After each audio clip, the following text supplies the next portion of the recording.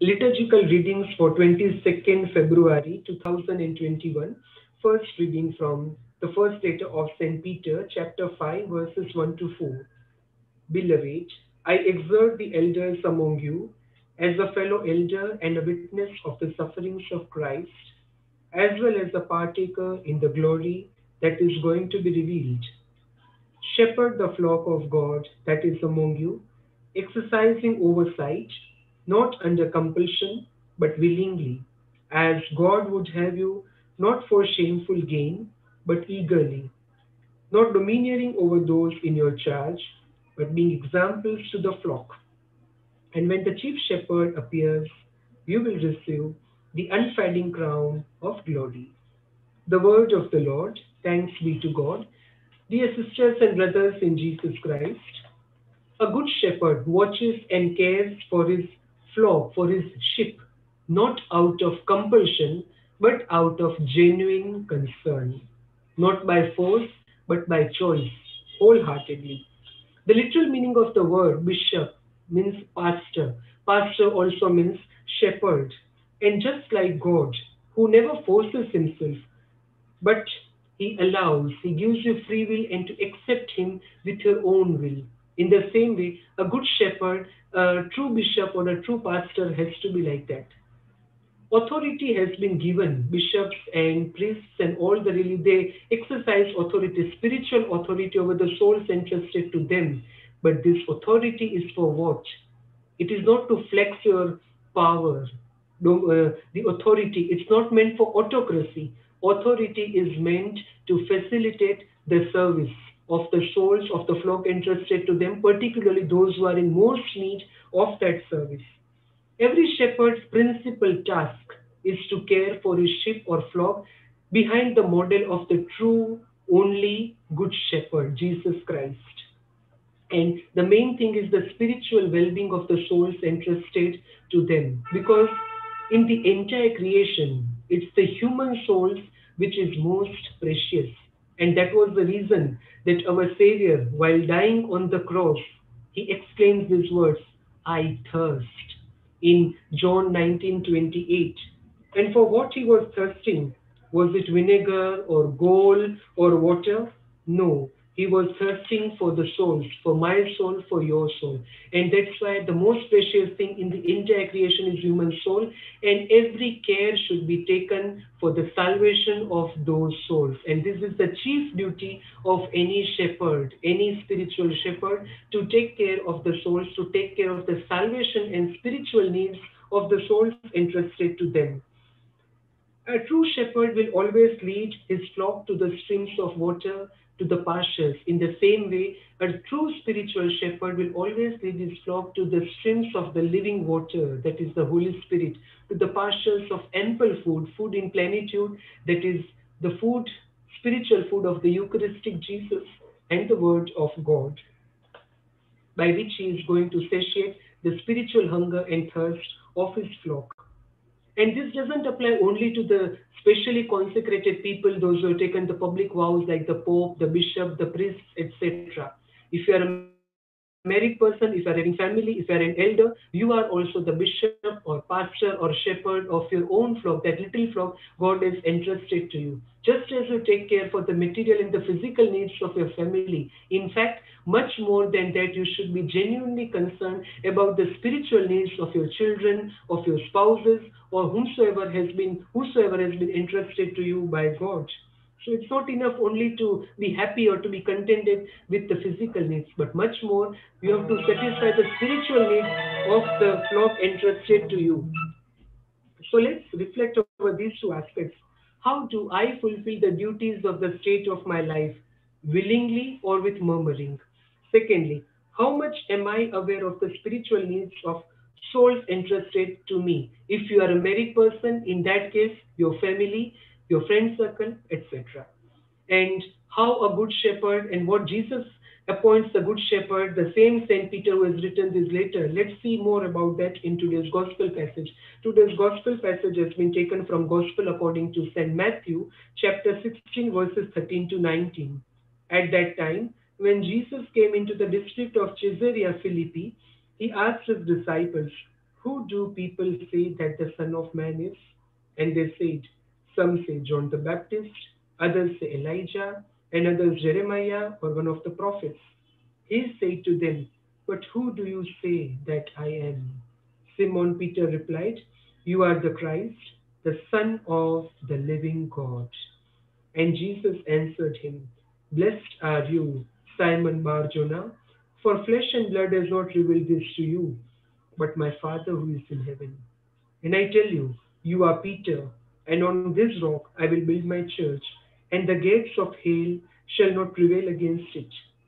I will give you the keys of the kingdom of heaven, and whatever you bind on earth shall be bound in heaven, and whatever you loose on earth shall be loosed in heaven. The Holy Gospel of our Lord Jesus Christ. Praise to you, Lord Jesus Christ. The beginning of the Gospel, how Jesus enters into the dialogue, how what people say about me. But more than being concerned about people's opinions about him, Jesus, through this occasion, wants to make clear what exactly his disciples or future apostles are having the ideas about the identity of Jesus. And that's why he poses this question, not only to those disciples of his contemporary times, but even to me, to you. Who do you say I am? Who Jesus is for me and for you? That becomes the cornerstone of our entire life, of our entire spirituality. And that's why who is Jesus at the personal level for me? That intimate personal relationship with Jesus is the touchstone or the mainstay of our entire existence, especially the spiritual life. I would say that it's important to know Jesus than to know about Jesus. Probably if you lack some historical details about Jesus, it's not something to be truly worried. But what type of personal relationship you have nurtured with Jesus, that is something which needs to be taken into account.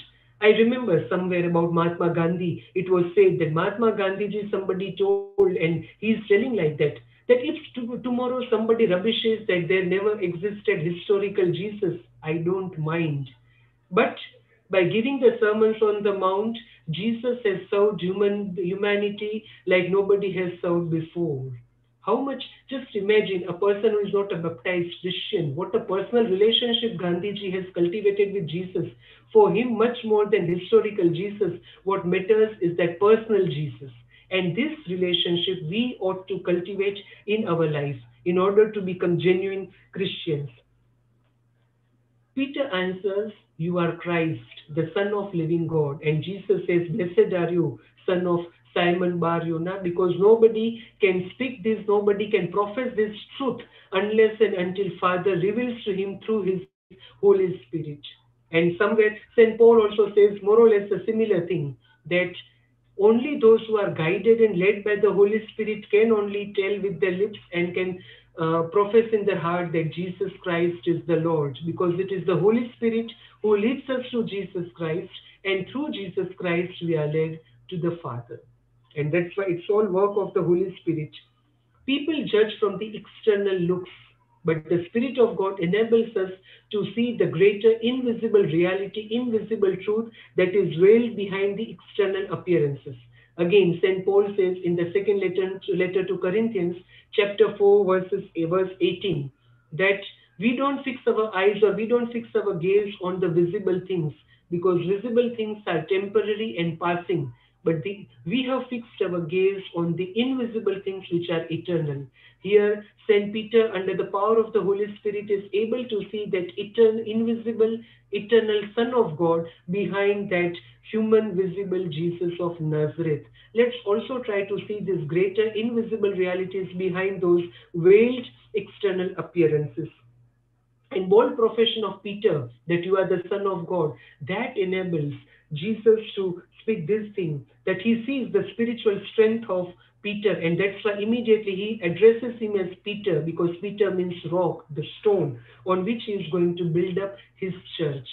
And naturally, our Lord himself says in Matthew 7:24 to 27, a wise man, when he talks about building two houses, at that time he says that a wise man will always build his house on rock so that the floods or calamities cannot prevail.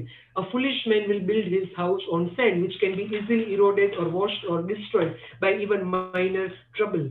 And that's why Jesus built his church, the only true church, on St. Peter. Remember the words, there is one single church of Christ built on St. Peter. There are not churches, there is only one true church. And that is the true strong building, spiritual building built on such solid rock of St. Peter.